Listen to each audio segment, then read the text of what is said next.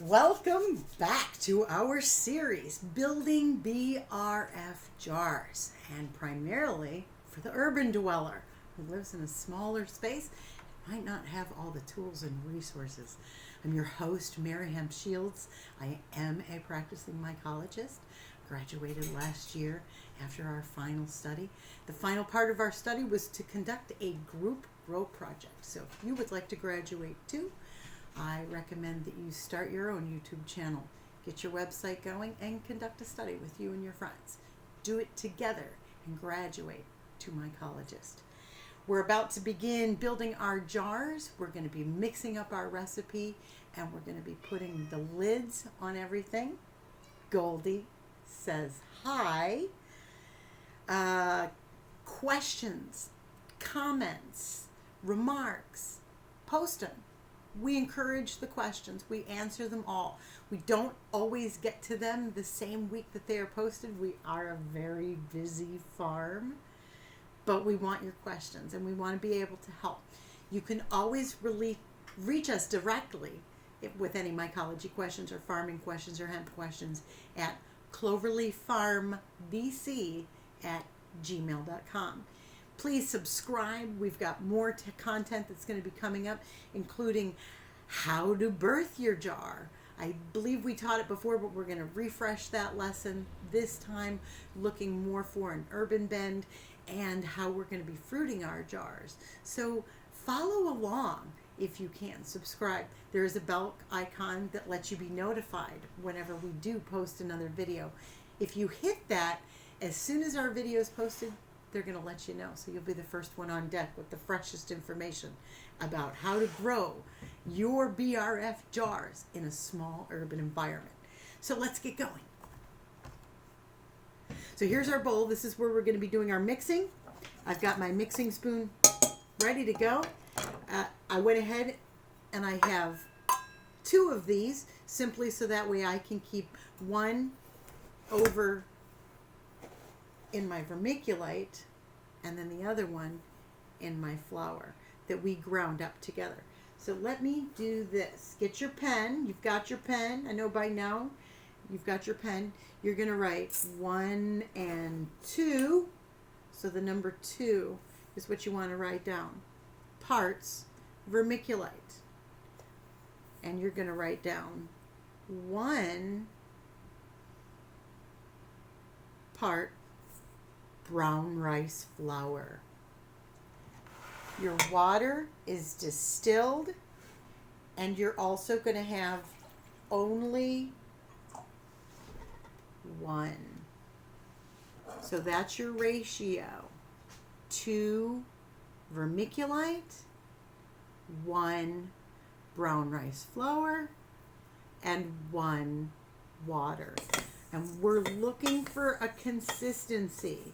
There is a consistency we're looking for. If you've eaten breakfast cereal in the past, the consistency that you're looking for looks a little bit like wet, clumpy oatmeal. So this takes a minute to do. I turn my bowl and I just slice down. That's all I'm really doing. Every once in a while I'll scrape the bottom, flip it over, but for the most part I'm just turning like this. Your ratio is going to give you room for your mycelium to grow and fan out. It wants to feather out and look lovely when it does so. Be sure to take pictures. I want to see your pictures. So, and you'll see a little bit of clumping. So like if there's a clump, like this is a clump, you can clearly see this. You want to break those up. You don't want too many solid white clumps. You want this mixed well. It's starting to look good. Here's another white clump here. So when I do mix those. At the end of this video session, we're going to be having a discussion on sanitation, where to get cleaning supplies, and how to keep everything so nice, sterile, and clean, so that way you don't have any kind of contamination intrusion into your mycology project. Most mycology projects fail because of contamination. It wasn't clean enough. It wasn't sterile enough. Something got in there that was hungry. You create the perfect environment. This is the perfect growing environment for bacterial growth. But what you don't want is to allow something else to come in here and start munching away when you're really making this for your mushroom spores or your liquid culture. If you're going to be using a liquid culture, one of the tricks, I'm using a spore syringe solution. So when you're doing that, you want to make sure that your substrate here, your food, is not too wet. One little trick that mycologists use is when you pour your water is to take out a tablespoon of water after you've measured it out. So it's a cup, your portion of one, minus a small portion that you're going to be adding with your spores. All right, so this looks good. I don't see a lot of white clumps. If there's any more, they're smaller, they're insignificant, they're not going to be making that much of a problem. Clear our space and get our jar here. So here we have a pint jar. This is a full pint jar. I also have a smaller jar I'm going to be using with my metal lid, but for now I'm just going to be filling up my pint jar and putting my lid on it.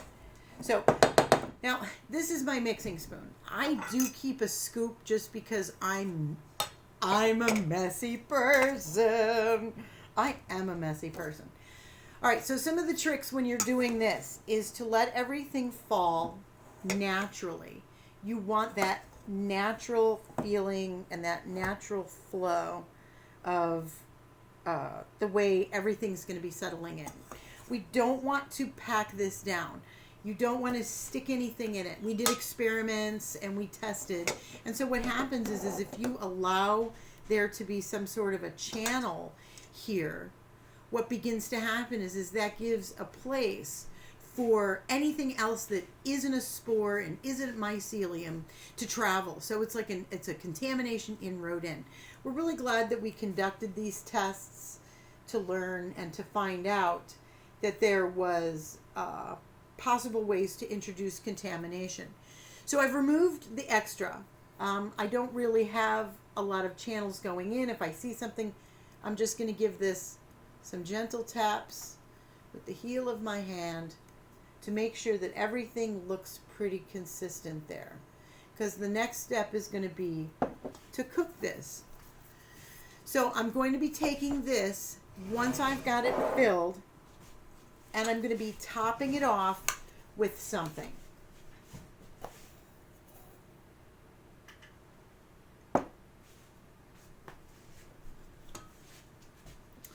So here's my vermiculite. This is the horticultural grade vermiculite I got that I used from Walmart that's also in my bowl. So I'm going to be just taking, and usually I don't need a lot of it, but I want enough of it to create a sterile barrier. You want a sterile barrier between your lid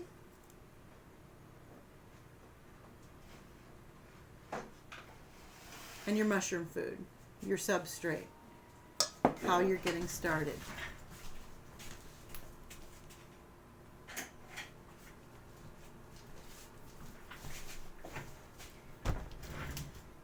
Once you've got your jar topped off with your stuff, you want to be able to put your lid on. This is a little damp. That's okay. Damp is all right. What you want to make sure is that your ring fits snugly in here and that it's all the way seated down before you put it on your jar. Your jar is probably going to be a little dusty. You can simply just take your finger, a small piece of paper towel. It does not need to be sterile at this point in time because all you're going to do is put this on. And that's how you build your BRF jar. So next we need to sterilize these. So I will see you in the next video.